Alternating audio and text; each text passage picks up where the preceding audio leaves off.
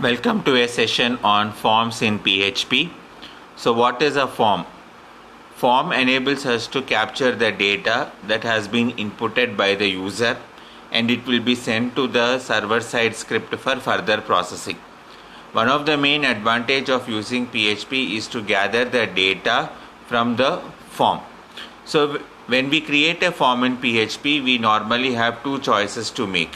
One is get or post, and these two options are available as a value to the method attribute.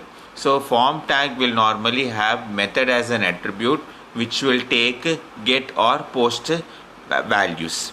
So both these methods are used to pass the data through the form to the server for further processing.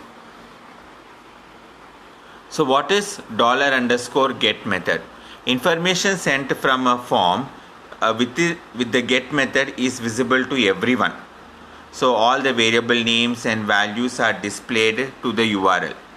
And it has a limited amount of information to send, which is around 2000 characters.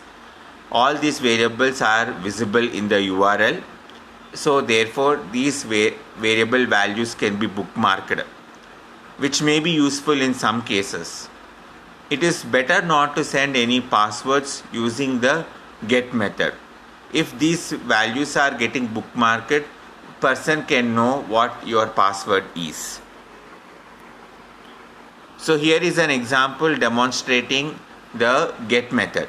So what we are trying to do, we are creating two fields, namely name and email, and we are taking it as a input type equal to text, which allows us to enter a single line of text, and then we are submitting the data to the form. So to which program on the server this forms data is going, it is mentioned in the action attribute of your form tag. It is welcome_get.php. So it is to this server side scripting program that your values are sent to for further processing. And to make your values visible on the URL when you are submitting the form, you have to use method equal to get. Another one is method equal to post. So you have a super global variable $_post, like your $_get, which is a super global variable. You also have $_post, but using this post makes your variable values invisible on the URL browser, and there is no limit on the amount of information that is being sent. As these values are not visible in the URL, these values cannot be bookmarked. It is safe to send your passwords using this method rather than using the get. So developers prefer post method when sending the data to the web server for further processing. So here is an example where we are demonstrating $_post or post method in PHP. So you are creating two text boxes and storing and entering the values name and email. And when you are pressing the submit button, we can observe that on the URL there is no form data appended at the end of URL. Why? It is because of the method equal to post attribute. This will allow your values to be made invisible when you are sending the forms data to the URL for further processing. Also, we need to know that there is an action attribute which is equal to welcome.php. So this is the server side program waiting to receive the values from your form so that it can process it. Here are notable differences between your get and post. Normally get and post create an array which is in the form of key value pair.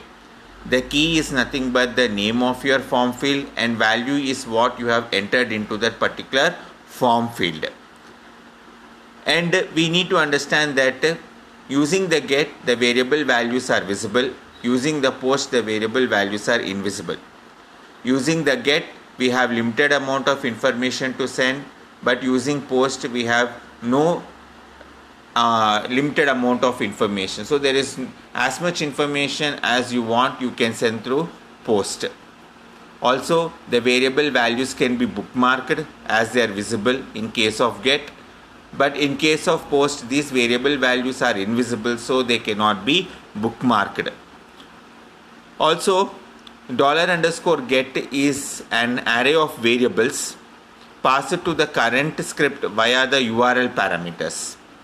And however these URL parameters appearing in the browser, one array value, which is nothing but your key value pair, will be separated from another key value pair using an ampersand symbol. And all these values will be appended at the end of the question mark when we are sending the values. In case of your $_post, it is again an array of variables passed to the current script via the HTTP post method. So these variable values will be going as the body of the message to the server program for further processing.